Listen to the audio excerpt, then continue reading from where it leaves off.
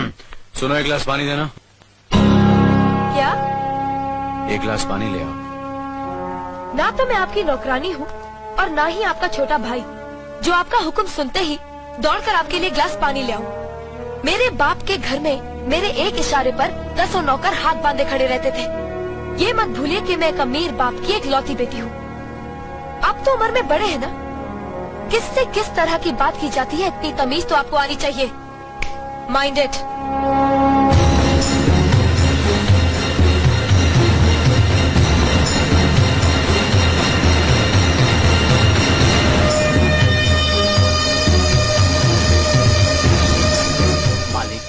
छोटी बहू की बात का बुरा मत मानना, नादान है, बच्ची है।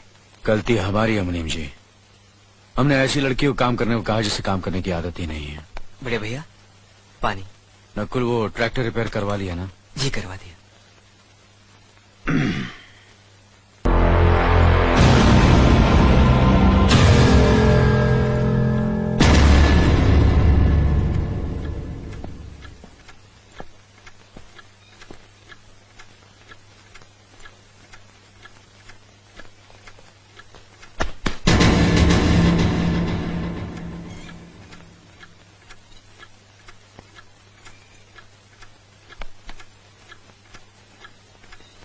इसे मैं फेंक देता हूँ बड़े भैया, आप चाहिए। मुनीम जी, जो राम प्रसाद की बेटी की शादी के लिए जेवर देने के लिए कहा था, भिजवा दिया? जी हाँ मालिक। शहर में रहकर यही बदतमीजी और ओछी हरकतें सीखी आपने? अपने से बड़ों का लिहाज करना नहीं आता आपको? किससे कह रहे हो तुम? आपसे कह रहा हूँ। औरत पैदा हुई है तो औरत की तरह रहना सीखे। मीना। नकुल, तुम अंदर जाओ।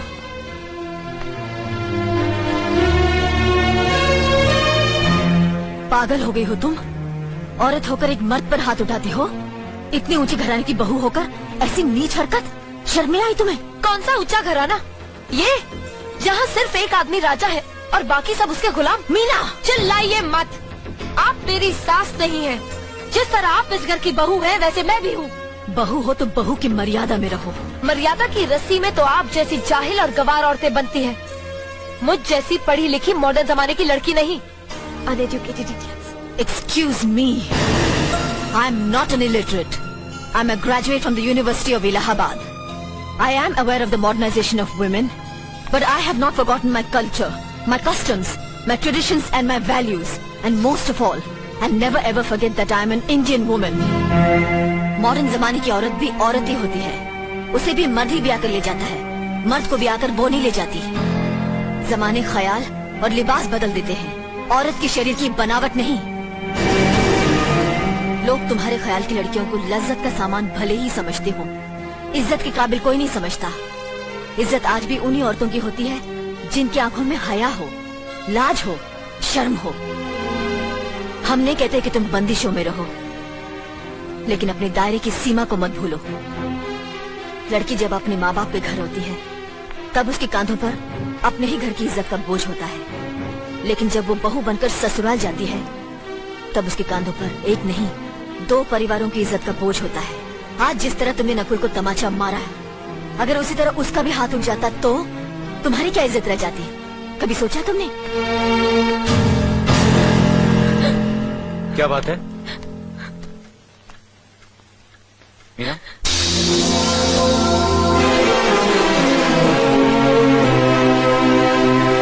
क्या हुआ भाभी? हाँ, कुछ नहीं। मीना कह रही थी कि उसे खाना बनाना नहीं आता। हमने सोचा कि 2-4 खरी खोटी सुनाने से ही सीखेगी, तो सुना दिया। बस रोने लगी। क्यों अर्जुन, हमें तुम्हारी बीवी को डांटने का भी हक नहीं? क्यों नहीं, आप हमारी भाभी माँ हैं। आप मार सकती हैं, डांट सकती हैं, कुछ भी कर सकती हैं।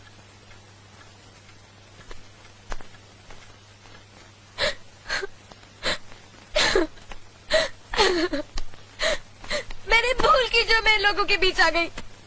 मेरी तो इस घर में कोई इज्जत ही नहीं है। जब देखो तो सब मेरी इंसल्ट करते रहते हैं। मैं कब से रो रही हूँ, तुम पूछ भी नहीं रहे हो कि मैं क्यों रो रही हूँ। बेकार हो रही है तो कौन पूछेगा? अच्छा, तो मैं तुम्हारे लिए और इस घर के लिए बेकार हो गई हूँ। अरे बेकार तो तुम हो गए अपने परिवार के बीच में रहकर। मैं कब से बोले जा रही हूँ और तुम हो के सुन ही नहीं रहे हो। इंसान की चीख सुनकर लोग शुभ अशुभ का विचार करते हैं, लेकिन जब मेंढकी को जुकाम होता है उसकी चीख की कोई परवाह नहीं करता। ये मत भूलो कि जब मेंढकी चिल्लाती है तो आंधी और तूफान आते हैं। आंधी और तूफान आएंगे तो उसका नतीजा तुम्हें ही भुगतना पड़ेगा। तो फिर ठीक है, अब मैं तुम्हारे साथ तब भी रहूंगी जब तुम मेरे साथ मेरे डैडी के घर रहोगे।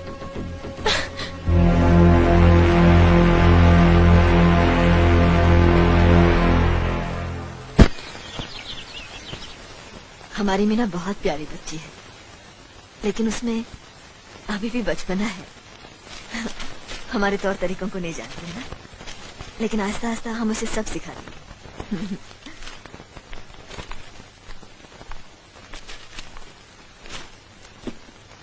बड़े भैया, ये अपने घर जाना चाहती है। जाना भी चाहिए, 4-5 महीने हो गए, मायके की याद भी आती होगी इसे। और अर्जुन, तुम्हारे ससुर जी तुम्हें कई बार बुला चुके हैं, तुम भी कुछ दिनों के लिए हो आओ, तुम्हारा मन भी बहल जाएगा। अगर ये वापस लौटने के लिए जा रही होती तो मैं जरूर जाता, मगर ये तो हमेशा के लिए इस घर से जा रही है।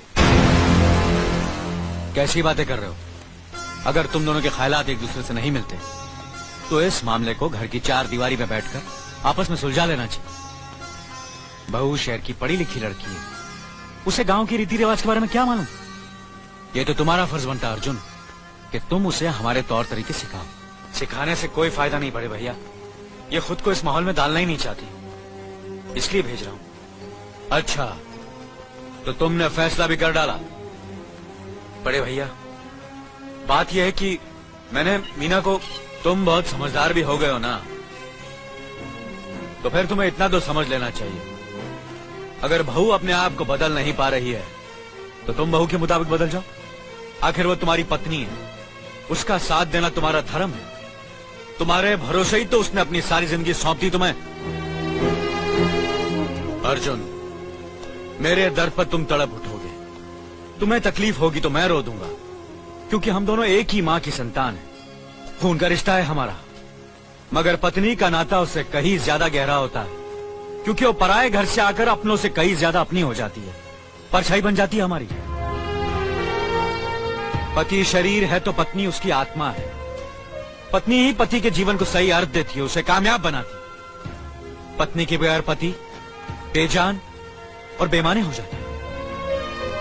अगर आज तुम अपनी पत्नी को हमेशा के लिए उसके मायके छोड़ाओगे तो ये गांव, ये समाज क्या कहेगा हमारे बारे में? जरा सोचो अर्जुन, न्याय के सिंहासन पर बैठकर जो लोगों के अच्छे बुरे का फैसला करता है, अगर उसी के घर में नाइंसाफी होगी तो लोग हंसेंगे हम पर, किसी को मुंह दिखाने के काबिल नहीं रहेंगे हम। बड़े भैया, मुझसे भूल हो गई, मुझे माफ कर दीजिए। मुनीम जी। जी मालिक। जायदाद के दस्तावेज लाइए। जी अभी लाया। बहू, पति ही पत्नी की असली शक्ति होती है।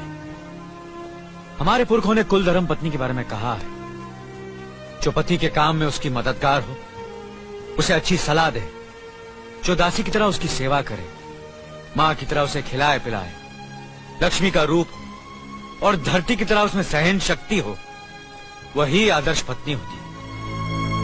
औरत की सोच मर्द का मुकद्दर बनाती है। वो जब बनाने पर आती है तो कुटिया को महल कर देती है, और जब बिगाड़ने पर उतरती है तो महल को मिट्टी का ढेर बना देती है। मालिक, ये जायदाद के दस्तावेज हैं। हमारी जमीन जायदाद कहां कहां है और कितनी है, उसका हिसाब किताब ना बाबूजी को मालूम था, ना हम तीनों भाइयों को मालूम है। बहू, तुम पढ़ी लिखी हो, आज से इसका हिसाब किताब तुम देखोगी। लक्ष्मी जी। अपनी चाबी वो गुच्छा और ये कागजात बहू को दे दो।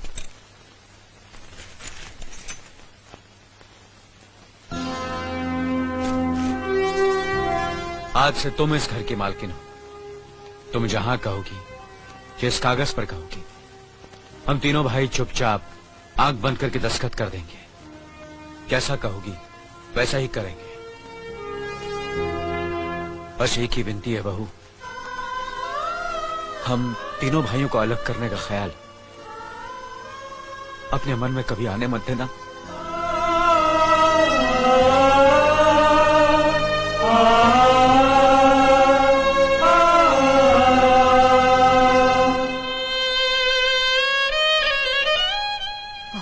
किया तुमने बहू, बहुत अच्छा किया। इनकी आंखों में आंसू देखने की हमने सपने में भी उम्मीद नहीं की थी, लेकिन तुमने हमें दिखा दिया। बहुत अच्छा किया तुमने, बहुत अच्छा किया।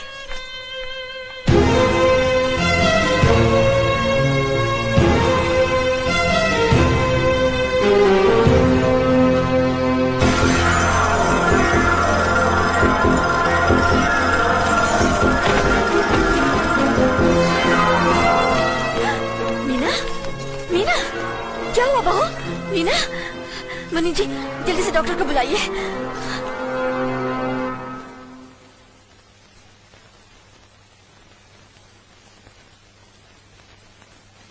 घबराने की कोई बात नहीं, ये माँ बनने वाली है।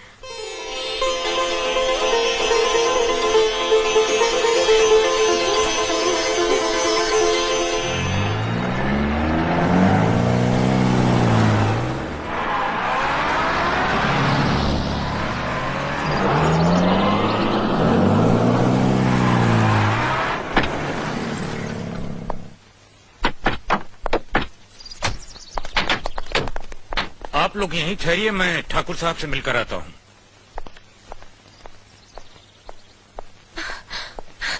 डैडी, डैडी, कैसी हो बेटी?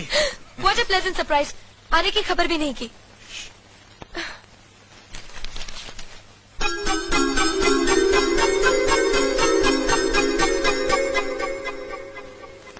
ठाकुर साहब, पाए लागू। समधी जी, आप अचानक यहाँ कैसे? तशरीफ रखिए, बैठिए ना। आपके बराबर बैठने की मैंने कभी गुस्ताखी नहीं की, तो आज कैसे करूंगा? बहुत दिनों बाद हम लोग मिल रहे हैं। कहिए, आपका कारोबार कैसे चल रहा है? आपकी कृपा और आशीर्वाद से ठीक ही चल रहा है। दिल्ली में इंडस्ट्रीज मिनिस्टर के साथ कब की अपॉइंटमेंट ली है? कल सुबह 11 बजे सर। इनकम टैक्स केस का वकील ने कहा है कि 15 तारीख की हियरिंग में मामला क्लियर हो जाएगा। आज एक्सपोर्ट का माल जापान के लिए जहाज से रवाना हो जाएगा ना? जी हाँ सर। नमस्ते ठाकुर साहब। नमस्ते नमस्ते नमस्ते। अरे दीनानाथ जी, आप लोगों ने यहाँ आने की तकलीफ क्यों की? मैं आपकी संस्था के लिए गवर्नर साहब से बात कर चुका हूँ, आपका काम हो जाएगा। धन्यवाद, बहुत बहुत अरे गोपीनाथ जी, होम मिनिस्टर ने वादा किया कि आपके भाई का ट्रांसफर जल्दी ही हो जाएगा। Thank you sir. Daddy, good morning daddy. Good morning my child. आप कहीं जा रहे हैं क्या? हाँ बेटी, एक जरूरी काम से दिल्ली जा रहा हूँ, अपना ख्याल रखना। ओके। Okay, bye. पास में ही फैक्ट्री के लिए जमीन देखने आया था, सोचा आपके दर्शन करता चलूं। अब इजाजत दीजिए। इतनी जल्दी कैसे जा सकते हैं आप? भोजन तो करते जाइए। माफ कीजिए, आप तो जानते ही हैं, बाप बेटी के घर का खाना तो क्या, पानी भी नहीं पी सकता। शहर में रहकर भी अभी भी आप इन बातों को मानते हैं? शहर में रहूं या गांव में, मैं अपनी परंपरा और संस्कार कैसे भूल सकता हूँ? आखिर मैंने इसी मिट्टी में जन्म लिया है। अच्छा, चलता हूँ। अजी, कम से कम बेटी से मिलकर उसकी कुशलता तो पूछ लीजिए। ये क्या कह रहे हैं आप? मैं इतना ऊंचा नहीं हूं कि अपनी बेटी की कुशलता पूछकर आपका अपमान करूं। ठाकुर साहब, ये तो मेरी बेटी का सौभाग्य है कि वो इस मंदिर जैसे पवित्र घर में बहू बनकर आई, और फिर आपकी छत्र छाया में तो वो कुशल हो गई। राम राम। राम राम। बेटे, जिस तरह तुम मैके में चहकाती रही हो ना, वैसे ही अपनी ससुराल को भी महकाती रहना। जी।